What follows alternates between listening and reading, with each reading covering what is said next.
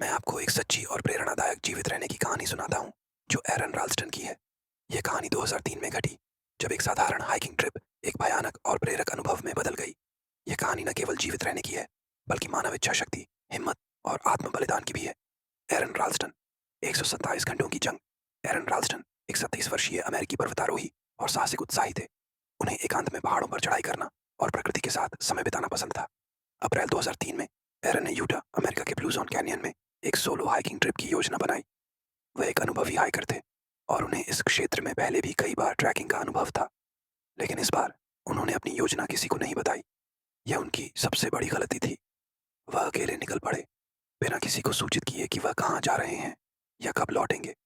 उनके पास केवल एक छोटा बैकपैक था, जिसमें थोड़ा पानी, कुछ स्नैक्स, एक मल्टी टूल और एक छोटा कैमरा था। 26 अप्रैल 2003 को एरन ब्लू जोन कैनियन में एक संग्रह गलियारे स्लॉट कैनियन में उतर रहे थे। यह कैनियन अपनी तंग और ऊंची चट्टानों के लिए जाना जाता है।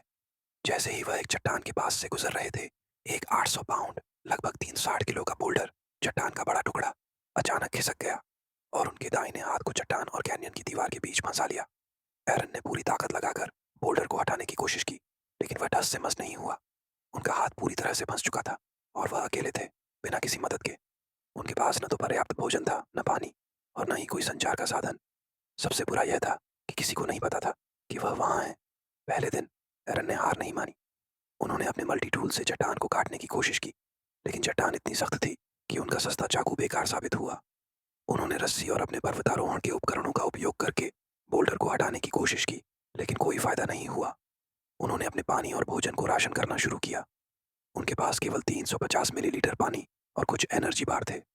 पहले दिन वह आशावादी थे कि शायद कोई हाइकर उधर से गुजरे और उन्हें बचा ले, लेकिन कैनियन का यह हिस्सा बहुत एकांत था और घंटों बीतने के बाद भी कोई नहीं आया।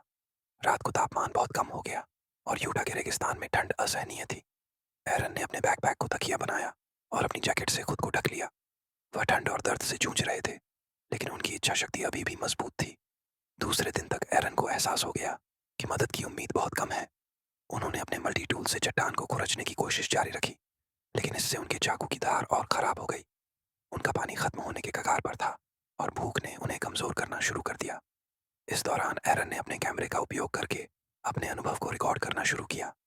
उन्होंने अपने परिवार और दोस्तों के लिए संदेश रिकॉर्ड किए, जिसमें उन्होंने अपनी स्थिति और अपनी भावनाओं को व्यक्त किया।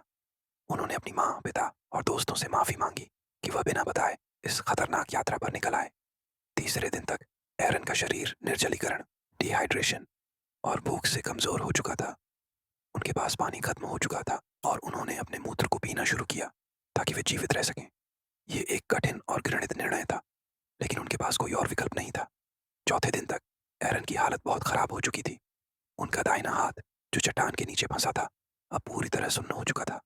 रक्त प्रवाह रुकने के कारण उनका हाथ मृतप्राय हो गया था। उन्हें अब यह स्पष्ट हो गया था कि अगर वह इस चट्टान से नहीं निकले तो वह मर जाएंगे। उस रात एरन को एक सपना आया। उन्होंने देखा कि वह एक छोटे बच्चे के साथ खेल रहे हैं, जो उनका बेटा था। यह दृष्टि उनके लिए एक प्रेरणा बनी। उन्हें लगा कि अगर वह जीवित रहे तो उनके पास भविष्य में एक परिवार होगा और वह अपने बच्चों के साथ समय बिताएंगे। इस सपने ने उन्हें एक नया जोश दिया। 1 मई 2003 को, 5वें दिन, एरन ने एक ऐसा निर्णय लिया जो सामान्य इंसान के लिए अकल्पनीय है।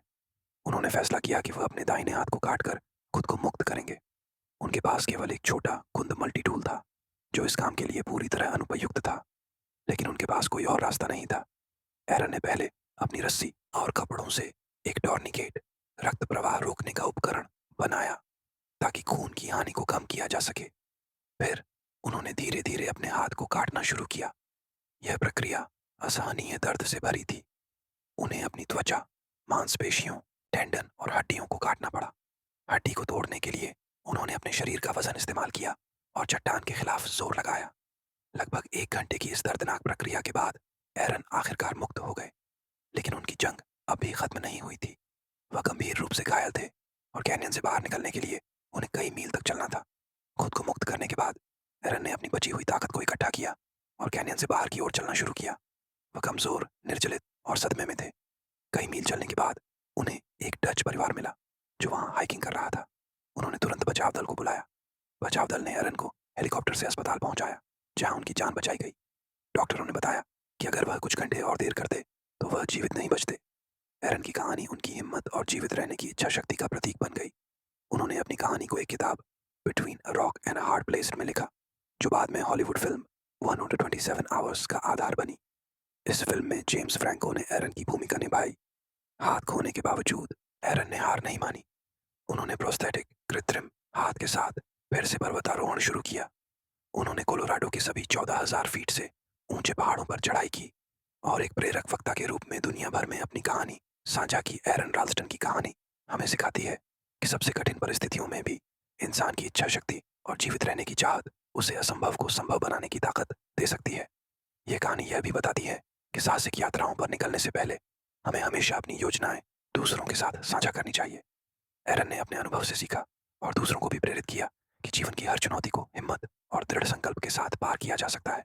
यह थी एरन राल्स्टन की अनोखी और सच्ची कहानी, जो हमें सिखाती है कि जीवन की सबसे बड़ी लड़ाइयों में भी हार मानना कोई विकल्प नहीं है।